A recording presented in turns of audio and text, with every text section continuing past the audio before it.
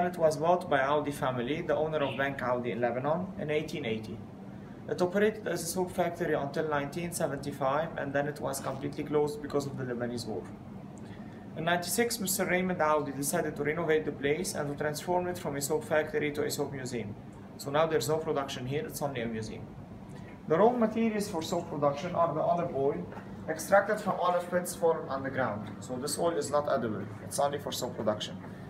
And the caustic soda, sodium hydroxide, a chemical synthetic product.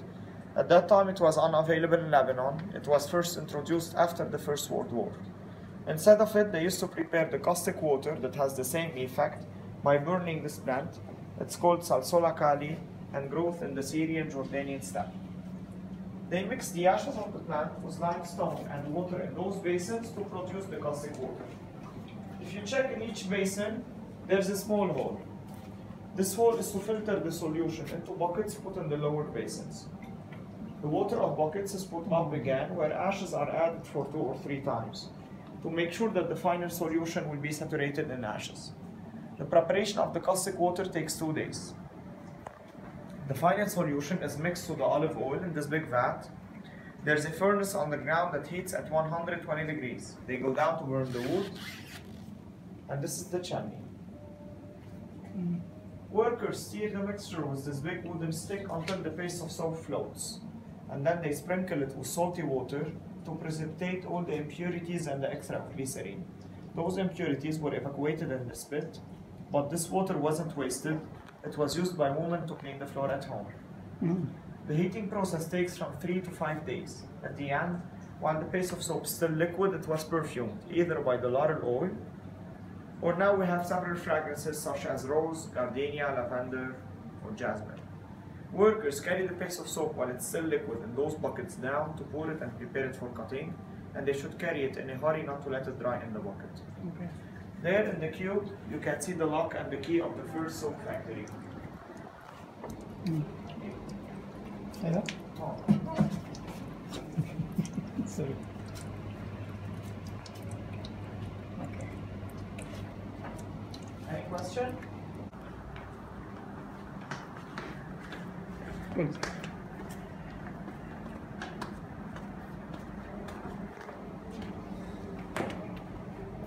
Workers pour the paste of soap here for 24 hours to dry. They control the surface with this spatula. And then using this rope tinted with a red marker, 2 workers pull it and they snap to mark the red lines that will guide them later for cutting. Each factory had her own stamp, so while the paste of soap is still soft, they stamp it. It's written Audi in Arabic, the family name of the owner, on the wall. Okay. The surface is only for demonstration. كله منيح؟ بس السلطة طويلة يعني بتقعد أسهل. وبرضه رح نلتقى ببعض، كلها رح نلتقى ببعض. هنلاقوا بعض بالجامعة العمري. لما بعدين انا وياك شو ما هن بعيد عن بعض متر ونص الكنيسة عن علم. إيه؟ والشارع عند الدحواشي وبيقولوا لك هودي المطويات للقفلة والمستخدمة. The surface is only for demonstration. All the area was covered with soap because they used to produce each time from 3 to 6 tons, twice or 3 times per year. 6 tons. So they were obliged to work on the soap to stamp it and cut it. Wow. To preserve the surface smooth and to avoid burning their feet, they used to wear those clogs fixed on a wooden flat, so they can walk on it easily without getting anything. And then guided by the red lines, they use this multi-bladed knife to walk horizontally and vertically to cut the soap, while it's still soft so it's easy to cut it. Because 24 hours, as I said at the beginning, were never enough for soap to dry. The caustic material in it could irritate the skin, and it can be easily ruined in water. For that reason, they used to put it in columns for 45 days, 1 month and a half, to allow the air circulation to pass through the holes and accelerate the drying process. So this is a drying column. Yes. After that time, the soap maker, to make sure that the soap is dry, takes 2 cubes and makes a small test. He claps. If he hears this sound, so the soap is dry, or he could taste. If he feels that the taste is still salty, so the caustic material didn't evaporate yet, he should wait more. While drying, the soap loses 30% of its mass in water. More it's dried, the quality is better and the price is expensive. Each cube is taken individually, one by one, and put in this calibrating machine. It's a manual machine. It has blades to smooth all the surfaces, one by one. Residues were gathered and recycled. Process.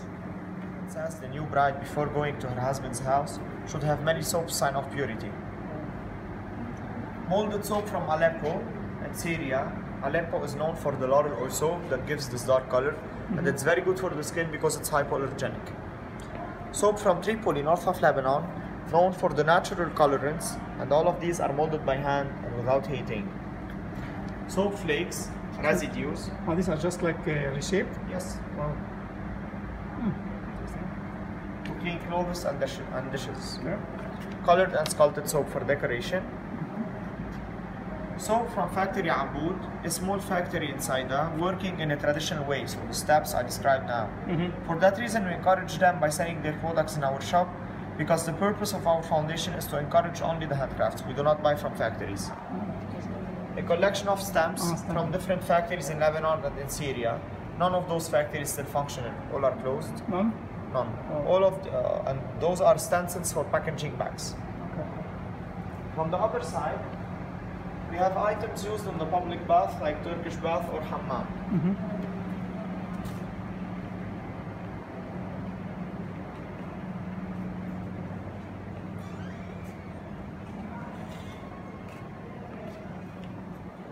Boxes to carry the soap and the loofah to the hammam.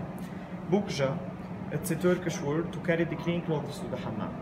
When it's white, embroidered with gold threads, it's a new bride. Blue for the married woman, pink for the single girl. So if the mother-in-law was in the hammam and wanted to choose a wife for her boy, from the color of the bukja she can know if the girl is taken or not. A bottle of perfume, a flask of kuhl like eyeliner, miswak, roots of a plant that grows in Africa, rich in fluoride to clean and whiten teeth instead of the brush. Bayloon, a clay from Aleppo diluted in water, and this water is put on hair to let it shine and have a good smell. It's like conditioner now, but it's natural. Incense burner. They used to think that where there's hot water, there's bad spirits. So by burning incense in the hammam, they could evacuate those spirits.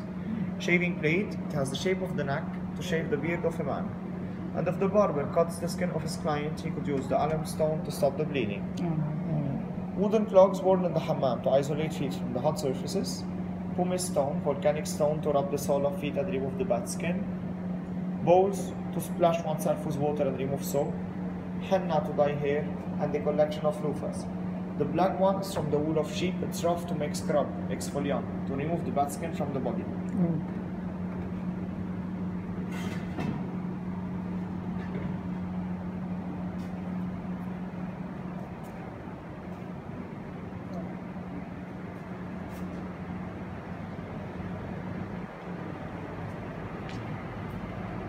This for drying?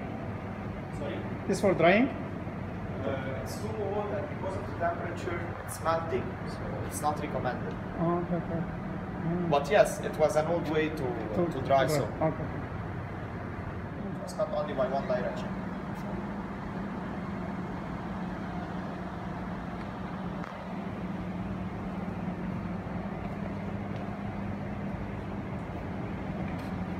This is the best piece in our museum. I know. The source of cold air. Before the soap factory was at the same level of the bridge, first floor.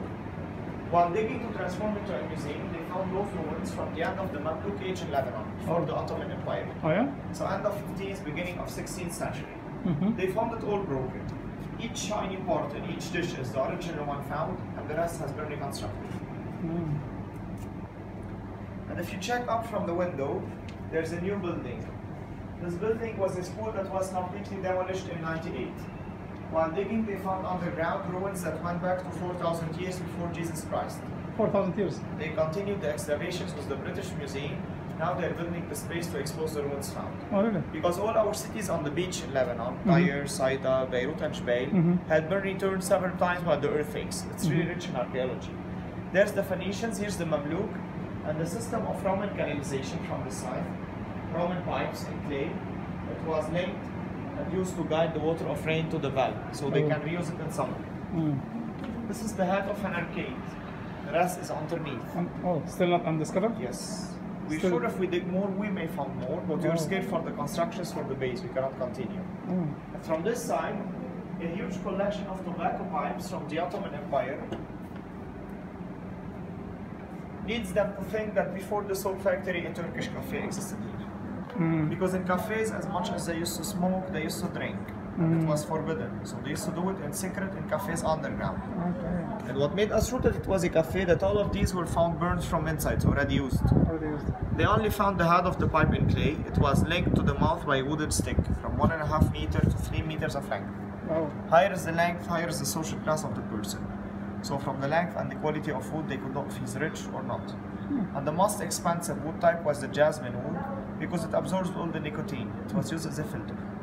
3 meters couldn't be put horizontally, it's huge. It was put as the shisha on the floor with the wooden stick in the mouth. Now there's a documentary for 10 minutes about handcrafts. Do you have time to watch it? Yeah. That's good.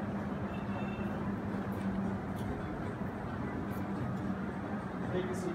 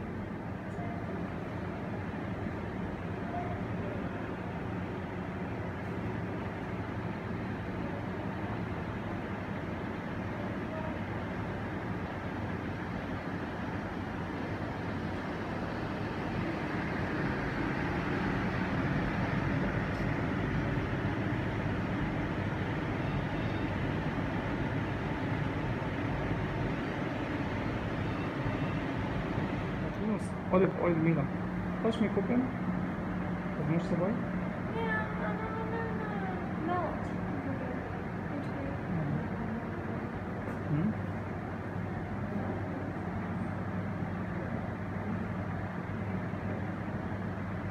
Ты снимаешь себе что-нибудь в память? Это документary. We are in the Museum of Scented Homemade Soap.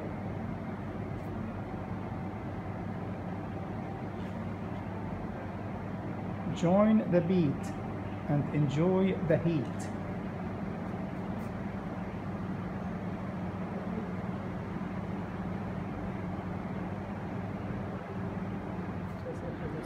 Такие? Да, вот эти, да, это хороший. Сейчас мы ливанский. А, вот это, который он сделал. Сейчас показываем. Сейчас показываем. This is the soap mold. You can read it. Perfumed soap. These are handmade by order. Soap from Tripoli. Or cider. See, this looks like grapefruit, but this is soap. Here you go. This is also different type of soap.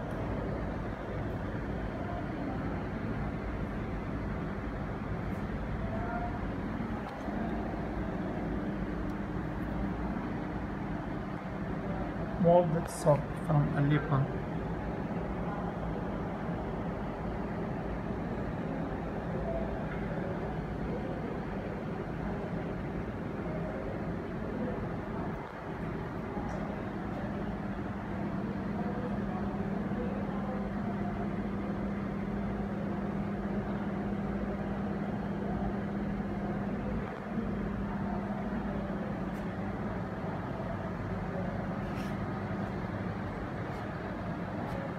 stamping tools, soap making industry.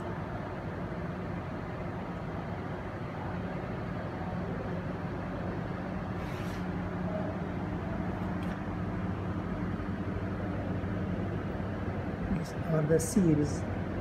They are used to stamp the labels of soap factories, the names or initials of their owners, the quality of the soap, or its city of origin. This is another tool instrument. As you see, it's all manual, and this is a molding press. It's a molding press to press in any shape that you want.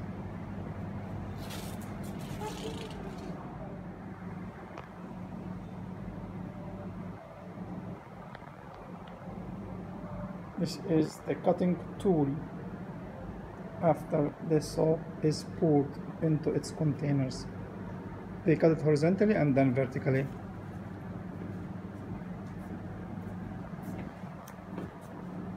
And this is a wall of soap. You see them? All types of soap. It's very nice museum. I'm very happy that I decided to go and see it. Let me do this. I'm trying to flip my camera again to give you better information. So, container jars, old, very old. You can see it, too dark inside.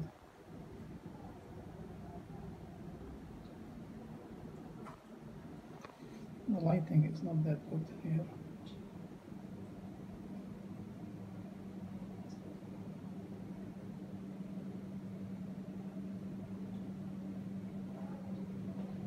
This is the oven where they make the mix.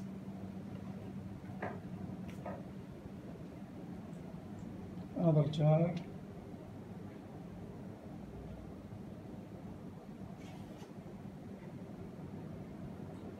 Very well done.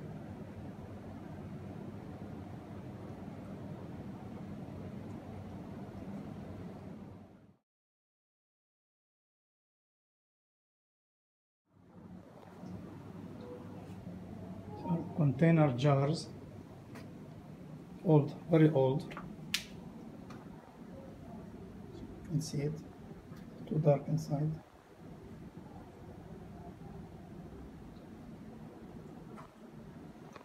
The lighting is not that good here.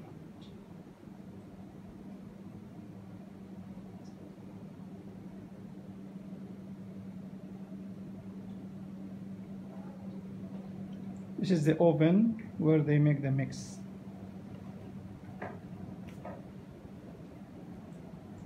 Another jar.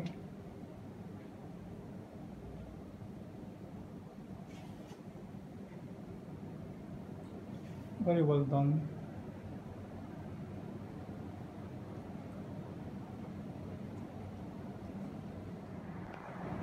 This is another tool instrument. As you see, it's all manual, and this is a molding press. It's a molding press to press in any shape that you want. Martinus, olive oil mina. Хочешь мне купим? Возьмешь с собой?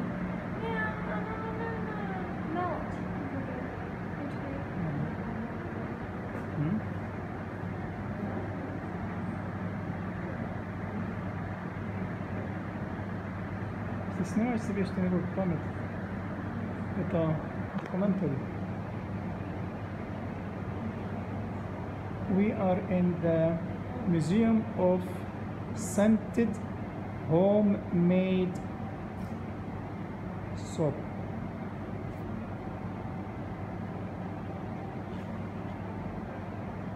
Join the beat and enjoy the heat.